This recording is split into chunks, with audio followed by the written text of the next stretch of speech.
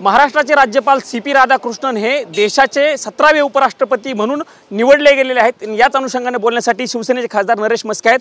अभिनंदन, तुमच्या पक्षाचे NDAचे उमेदवार जे होते त्यांना 452 मतं मिळून ते उपराष्ट्रपती झालेले आहेत। या ठिकाणी आनंदाची गोष्ट आहे की आपल्या महाराष्ट्राचे राज्यपाल देशाचे उपराष्ट्रपती झालेले आहेत। सर्वाधिक मतं त्यांना मिळालेली आहेत, एकूण कोट्यापेक्षा जास्त मतं मिळालेली आहेत। विरोधकांची मतं सुद्धा त्यांना मिळालेली आहेत। त्याबद्दल आमच्या शिवसेना पक्षाचे मुख्य नेते एकनाथ शिंदे साहेब असतील, आमचा पक्ष असेल आणि महाराष्ट्रातील जनतेतर्फे त्यांचं हार्दिक अभिनंदन आणि त्यांना शुभेच्छा। 452 मतं मिळालेली आहेत, पण त्यात काही मतं जे विरोधी पक्षाचे असतील असं बोललं जात आहे।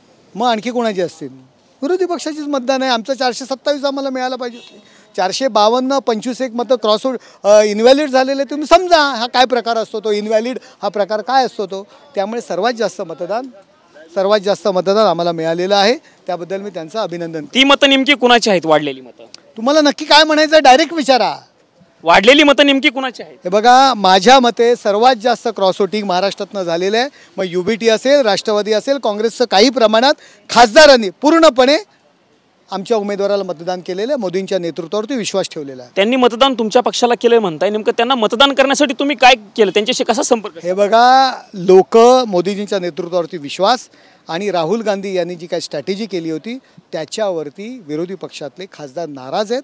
मागचं अधिवेशन त्यांनी चालून दिलं नाही। या ठिकाणी मनुष्य खासदार निवडून येतो, लोकप्रतिनिधी निवडून येतो आपल्या मतदारसंघातील प्रश्न मांडण्याकरता, आपली स्ट्रॅटेजी मांडण्याकरता, आपली भूमिका मांडण्याकरता, परंतु खासदारांच्या मनाविरुद्ध केवळ गोंधळ घालण्याचा प्रयत्न केला। 1 महिना लोकांचे फुकट घालवले, त्यामुळे खासदारांमध्ये प्रचंड नाराजी होती। आणि UBT तर तुम्हाला माहिती आहे, नेतृत्वावरती लोकांचा विश्वासच राहिलेला नाही आहे, त्याच्यामुळे या सर्व गोष्टी झाल्या असतील। त्यांचा नेतृत्वावरती विश्वास नव्हता म्हणजे तुमचा स्पष्टपणे दावा आहे की जी साधारणतः तुम्ही आकडा सांगता, आता 27 आम्हाला 427 मिळायला पाहिजे होती, 52 मिळाली, 25-27 मतं। त्यात नेमकं महाराष्ट्रातली किती मतं आहेत? सर्वात जास्त मतं महाराष्ट्रातली आहेत। साधारणतः आकडा कशाला आकडा, तुम्ही ओळखा। सर्वात जास्त मतदान क्रॉस वोटिंग महाराष्ट्रातून झालेलं आहे। म्हस्के साहेब, वारंवार हे बोललं जातं की महाराष्ट्रामध्ये उद्धव ठाकरे यांच्या पक्षाचं ऑपरेशन टायगर राबवलं जाणार, त्याची सुरुवात आहे असं म्हणायचं? हे बघा, आता ऑपरेशन उपराष्ट्रपती होतं, आता ऑपरेशन उपराष्ट्रपतीमध्ये आम्ही सक्सेस झालेलो आहोत।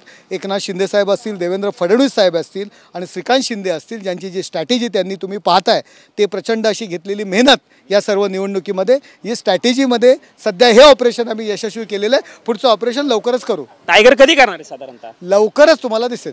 कधी? या वर्षापर्यंत? लवकरच तुम्हाला दिसेल। निश्चितच हे खासदार श्री नरेश म्हस्के होते, त्यांनी स्पष्ट केलं आहे की मिशन उपराष्ट्रपती आता सक्सेस केलेला आहे, लवकरच मिशन टायगर देखील सक्सेस करू। पण त्याची तारीख, त्याचा महिना श्री नरेश म्हस्के यांनी सांगितलेला नाहीये। पण वाढलेली मतं, NDAचे उमेदवार CP राधाकृष्णन यांना वाढलेली मतं ही महाराष्ट्रातील आहेत अशा पद्धतीचा दावा देखील TV9 मराठीशी बोलताना खासदार नरेश म्हस्के यांनी केल्याचं आपल्याला बघायला मिळालेलं आहे।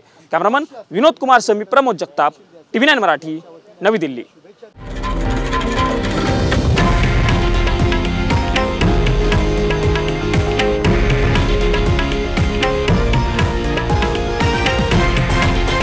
हे आहे देशातील नंबर 1 न्यूज नेटवर्क आणि आपण पाहत आहात TV9 मराठी, एकमेव।